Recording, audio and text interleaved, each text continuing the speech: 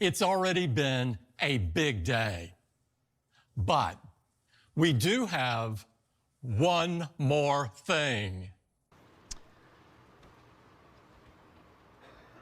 This is a day I've been looking forward to for 2.5 years.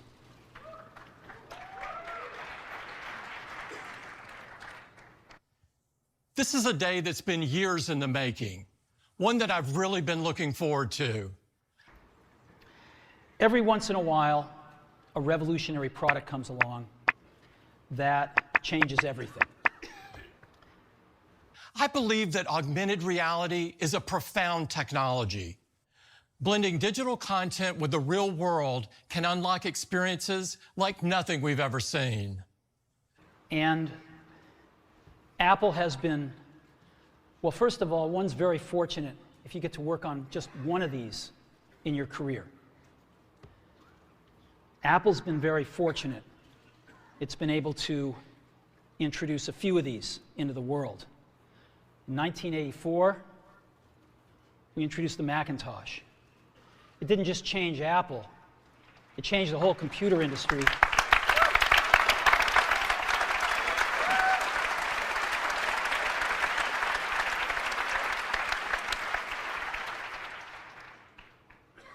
In 2001, we introduced the first iPod. And it didn't just change the way we all listen to music. It changed the entire music industry. Well, today, we're introducing 3 revolutionary products of this class. So today, I'm excited to announce an entirely new AR platform with a revolutionary new product. And here it is. The first one is a widescreen iPod with touch controls.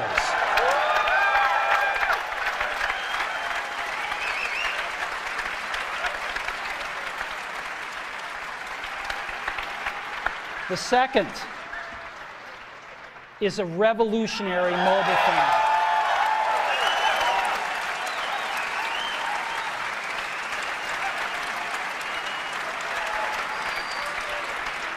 And the third is a breakthrough internet communications device.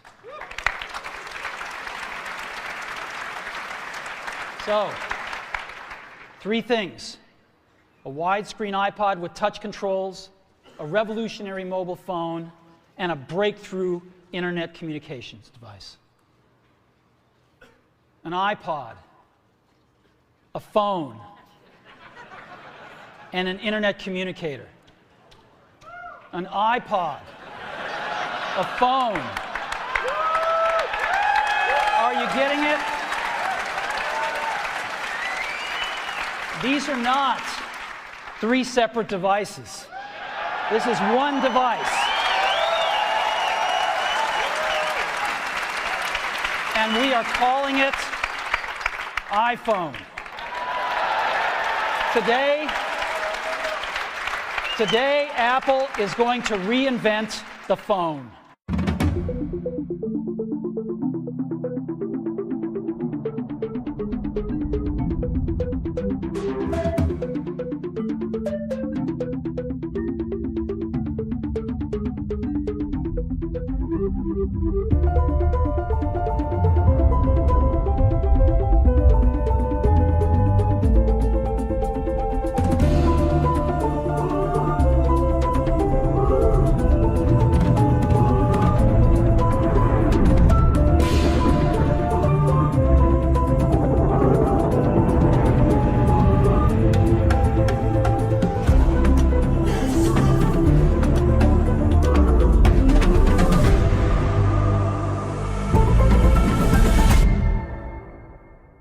Introducing Apple Vision Pro. And here it is.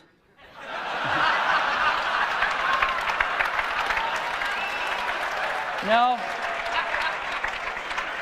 Actually, here it is, but we're going to leave it there for now. So, before we get into it, let me let me talk about a category of things. The most advanced phones are called smartphones, so they say. And they typically combine a phone plus some email capability, plus they say it's the internet, sort of the baby internet, into one device, and they all have these plastic little keyboards on them. The problem is that they're not so smart and they're not so easy to use. So if you kind of make a Business School 101 graph of the smart axis and the easy to use axis, phones, regular cell phones are kind of right there. They're not so smart and they're not so easy to use. But smartphones are definitely a little smarter, but they actually are harder to use. They're really complicated. Just for the basic stuff, people have a hard time figuring out how to use them. Well, we don't want to do either one of these things. What we want to do is make a leapfrog product that is way smarter than any mobile device has ever been and super easy to use. This is what iPhone is. Okay? So, we're going to reinvent the phone. Vision Pro is a new kind of computer that augments reality by seamlessly blending the real world with the digital world. It's the first Apple product you look through and not at. Vision Pro feels familiar, yet it's entirely new. You can see, hear, and interact with digital content just like it's in your physical space. And you control Vision Pro using the most natural and intuitive tools, your eyes, hands, and voice. With Vision Pro, you're no longer limited by a display. Your surroundings become an infinite canvas. Use your apps anywhere and make them any size you want. Capture photos and videos and relive your most important memories in an entirely new way. Watch your movies, shows, and sports, and immerse yourself in games on a giant screen surrounded by spatial audio. And connect with people as if you're sharing the same space. These are just some of the ways that Vision Pro blends digital content into the space around us. So in the same way that Mac introduced us to personal computing and iPhone introduced us to mobile computing, Apple Vision Pro will introduce us to spatial computing. Now, we're going to start with a revolutionary user interface. Is the result of years of research and development, and of course it's an interplay of hardware and software. Now, why do we need a revolutionary user interface? I mean, here's 4 smartphones, right? Motorola Q, the BlackBerry, Palm Treo, Nokia E62, the usual suspects. And what's wrong with their user interfaces? Well, the problem with them is really sort of in the bottom 40 there. It's this stuff right here.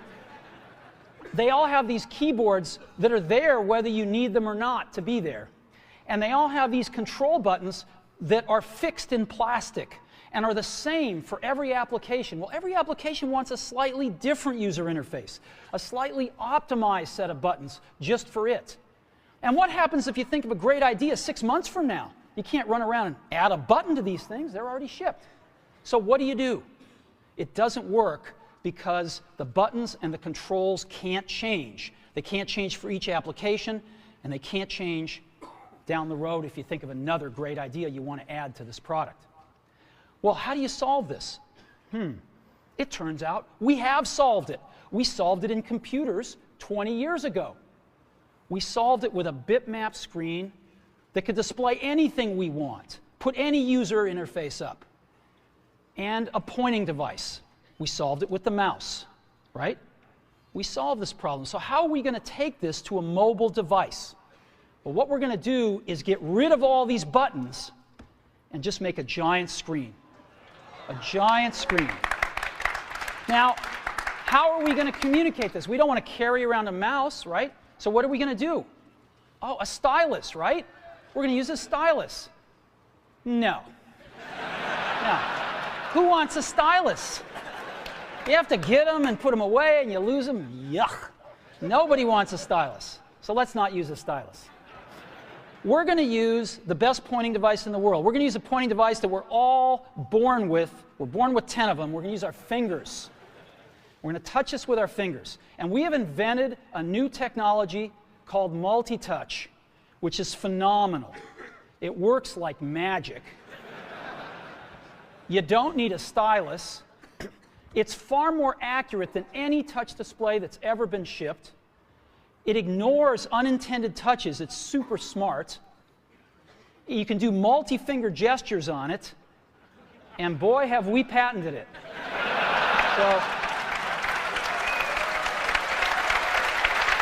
So, this marks the beginning of a journey that will bring a new dimension to powerful personal technology. There are certain products that shift the way we look at technology and the role it plays in our lives. We believe Apple Vision Pro is a revolutionary product with the performance, immersion, and capability that only Apple can deliver. we've been very lucky to have brought a few revolutionary user interfaces to the market in our time. First was the mouse. The second was the click wheel. And now we're going to bring multi-touch to the market. And each of these revolutionary user interfaces has made possible a revolutionary product. The Mac, the iPod, and now the iPhone. So, a revolutionary user interface. We're going to build on top of that with software. Now, software on mobile phones is like baby software. It's not so powerful. And today, we're going to show you a software breakthrough. Software that's at least 5 years ahead of what's on any other phone. Now, how do we do this? Well, we start with a strong foundation. iPhone runs OS X. Now,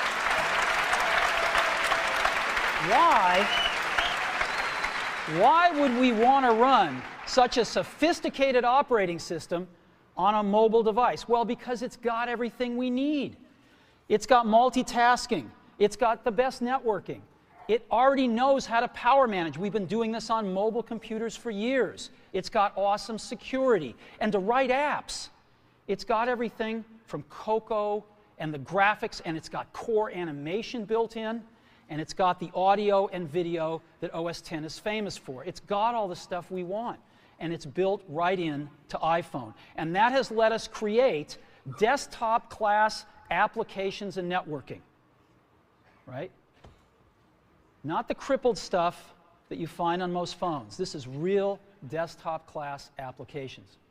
Now, you know, one of the pioneers of our industry, Alan Kay, has had a lot of great quotes throughout the years.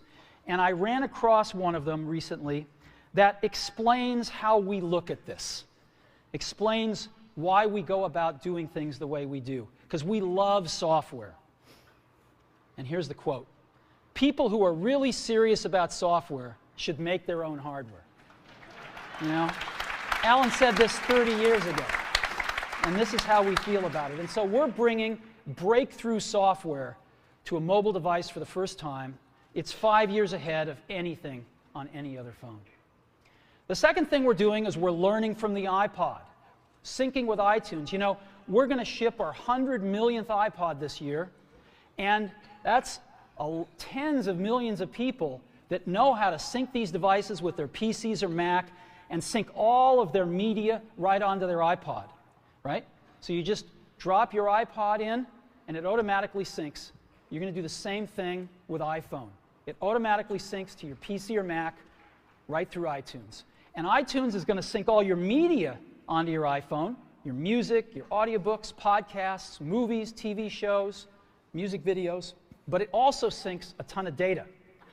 Your contacts, your calendars, and your photos, which you can get on your iPod today, your notes, your bookmarks from your web browser, your email accounts, your whole email setup, all that stuff can be moved over to iPhone completely automatically. It's really nice. And we do it through iTunes. Again, you go to iTunes and you set it up, just like you'd set up an iPod or an Apple TV. And you set up what you want synced to your iPhone. And it's just like an iPod. Charge and sync. So sync with iTunes. Third thing I want to talk about a little is design. We've designed something wonderful for your hand. Just wonderful. And this is what it looks like. It's got a 3.5-inch screen on it. It's really big. And it's the highest resolution screen we've ever shipped. It's 160 pixels per inch. Highest we've ever shipped. It's gorgeous. And on the front, there's only one button down there. We call it the home button. It takes you home from wherever you are. And that's it. Let's take a look at the side. It's really thin.